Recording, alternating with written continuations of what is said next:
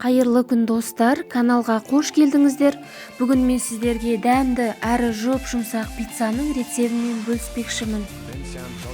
Балаларға жасап берсеңіздер өте қуанып қалады.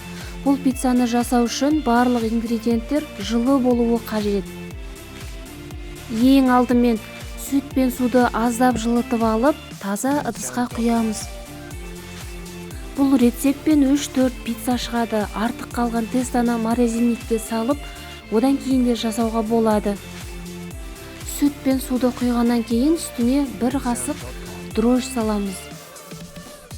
Және 1 ас қасық қант салып, дрожж ерігенше венчикпен араластырамыз.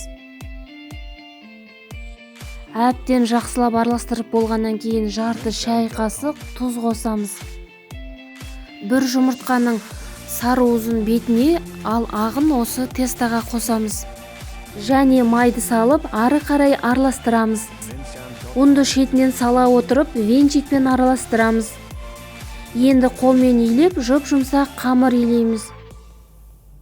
Қамырды 3 бөлікке бөліп алып, ұн араластыра отырып, оқтаумен жаямыз. Енді салмасын дайындаймыз. Помидорды ортасынан бөліп, жіңішкелеп, ұсақ-ұсақ қыл етіп тураймыз. Ал енді колбасаны жіңішкелеп турап шығамыз. Майонез бен кетчупты араластырып, сырды тертілейміз. Енді жіңішкелеп жайылған тестаға осы кетчуп пен майонезді бір келкі қылып жағып шығамыз. Енді пиццаның бетіне помидорды орналастырып, оның үстіне колбасаларды салып шығамыз.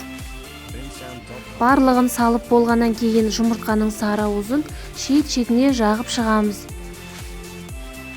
200 градуста 7-8 минут пісіріп аламыз.